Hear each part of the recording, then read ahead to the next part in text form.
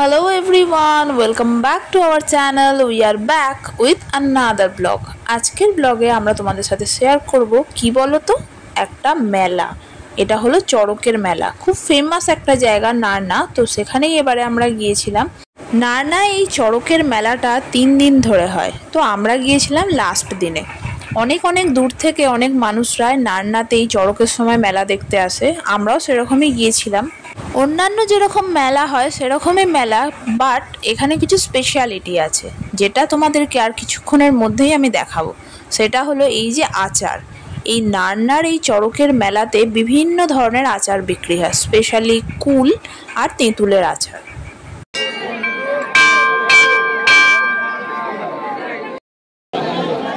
দেখে দিতে ভাই,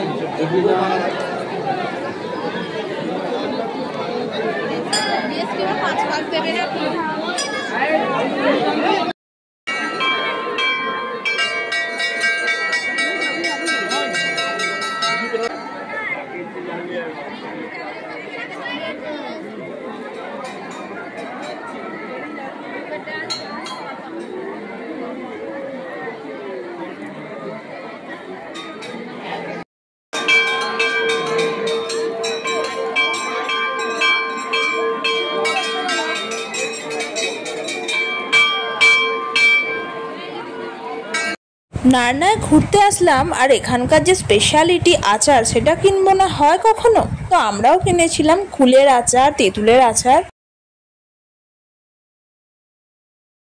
চলো এখন তোমাদের আমি নারনার আরেকটা স্পেশালিটি দেখাবো। সেটা হলো এখানে প্রচুর পরিমাণে কুমড়ো শাক আর কুমড়ো শাকের যে ডাঁটা সেগুলো সেল হয়, প্লাস ওগুলো তরকারি করেও সেল হয়। তো সেই জন্য আমরা যখন নারনা আসলাম, আমার বাবা বলে পাঠিয়েছিল ওখানে যখন যাচ্ছিস তখন ওখান থেকে যেন অবশ্যই আমরা কুমড়ো শাক আর কুমড়ো কিনে আনি। আর আচার তো কিনবো জানেই, তাই ওটা আর আলাদা করে বলেনি। তা আমরাও কিনেছিলাম কুমড়ো শাক এইসব। এগুলো ছাড়াও এই মেলাতে একটা জিনিস সেল হয় যেটা আমি ফার্স্ট টাইম দেখলাম কোনো মেলায় সেল হতে, সেটা হলো পেটাই পরোটা। তো আমরাও নিয়েছিলাম খাবার জন্য পেটাই পরোটা আর আলুর তরকারি।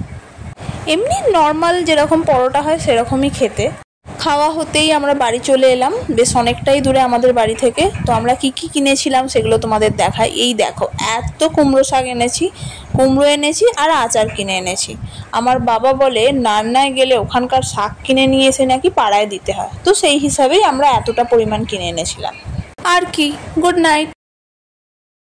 Good morning everyone. তোমরা নিশ্চয়ই ভাবছো মর্নিংয়ে দিদি মিষ্টিকে নিয়ে অ্যাকচুয়ালি কোথায় বেরিয়েছে। নিশ্চয়ই বলবো, দিদি বেরিয়েছে শুধু একা কেন মিষ্টিকে নিয়ে, আমি বেরিয়েছি, আমার বাবা বেরিয়েছে, শুধুমাত্র নেই আমার মা। আমার মা অলরেডি সেখানেই আছে আমরা যেখানে যাচ্ছি। হ্যাঁ, এবারই তোমাদেরকে বলবো আমরা যাচ্ছি মাসির বাড়ি। আমার মাসির বাড়ি বজবজে, সেটা আমরা যাব কলকাতা দিয়ে ঘুরে, কারণ বেশ অনেকটাই রাস্তা, তাই আমরা মর্নিংয়েই বেরিয়ে পড়েছি। আর অলরেডি আমার মা ওখানে গিয়ে 2 দিন আছে, আমরা ওখানে যাচ্ছি আজকে। মর্নিংয়েই বেরিয়েছি, মিষ্টি যাবে, আমি যাব, দিদি যাবে, পাপাও যাবে। মিষ্টি এখন আগের থেকে অনেক বেশি কমফোর্টেবল হয়ে গেছে গাড়িতে। এই দেখো আমরা বজবজে পৌঁছেই গেলাম।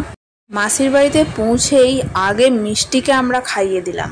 মিষ্টি এখন আমাদের সাথে সব জায়গাতেই যাচ্ছে, আমার মামার বাড়ি, মাসির বাড়ি, সব জায়গাতেই ও বেশ কমফোর্টেবলি থাকছে। মিষ্টিকে নিয়ে আমরা মাসির বাড়িতে দোতলায় একটা রুমে ছিলাম, আর মা বাপি মাসিদের সাথে নিচে আছে। মিষ্টিকে খাওয়ানো হয়ে যেতে আমরা খাবার নিয়ে চলে এলাম। খাবারে কিন্তু ছিল দারুণ মেনু, ডাল পুরি, পনির, ছোলার ডাল, আলুর তরকারি, আর তারপর আমরা চাও খেয়েছিলাম। যদিও সব পিকচার নেওয়া তো পসিবল না, তাই নেওয়া হয়নি। আমরা দুজনেই রেডি হয়ে, মানে আমার মা বাবা রেডি হয়ে আগেই চলে গেছে, আমরা একটু পর রেডি হয়ে চলে গেলাম হলে, যেখানে খাওয়া দাওয়ার অনুষ্ঠানটা হচ্ছে সেখানে। আমরা এখন লাঞ্চ করতে বসে গেছি। তো আজকের লাঞ্চের শো স্টপারগুলোকেই তোমাদের সাথে ফার্স্ট শেয়ার করলাম, যেটা হলো সর্ষে পাবদা আর দই কাতলা। এগুলো ছিল মেন অ্যাট্রাকশন। এগুলো ছাড়াও যে যে খাবারগুলো হয় সেগুলো ছিল, যেমন রাইস, শুক্তো, শাক ভাজা, ডাল, বেগুনি, এঁচোড়, চিংড়ি, আর এই দুটো মাছের ডেসক্রিপশন তো আগেই দিয়ে দিলাম। এছাড়াও ছিল চাটনি, পাঁপড়, রসগোল্লা, সন্দেশ, আইসক্রিম আর জোয়ান। লাঞ্চের পরে মাসির বাড়ি ফিরে ভালো মতো রেস্ট নিয়ে তারপর আমরা রাতে বেরোলাম বাড়ি ফেরার জন্য। মিষ্টিকে তো দেখতেই পাচ্ছ, মাকে পেয়ে আর আমাদের কাছে আসতেই চাইছে না। মাসির বাড়ি থেকে বাড়ি পর্যন্ত, মানে বজবজ থেকে আমাদের বাড়ি পর্যন্ত যতটা রাস্তা এসেছি সারাক্ষণই ও মায়ের কোলের কাছে ছিল, হয় কোলে বসছে নয় মায়ের কোলে শুয়ে আছে।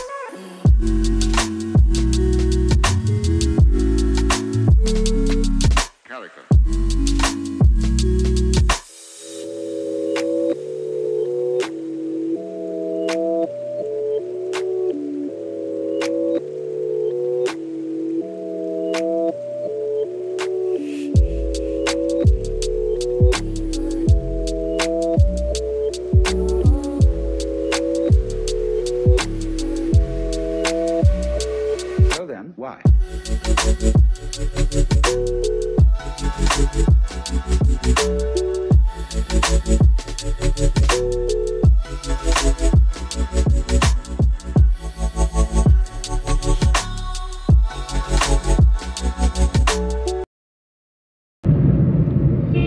কি করছো তুমি? দেখি দেখি দেখি দেখি কিমা, তুমি ওর গলা টিপে আছো কেন? হ্যাঁ দেখি।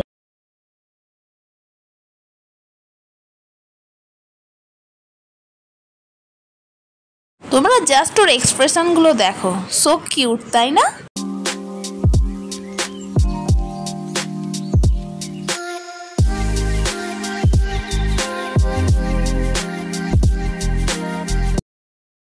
মুচু বাবু তা, ছোনা বাবু তা, পোলা বাবু তা।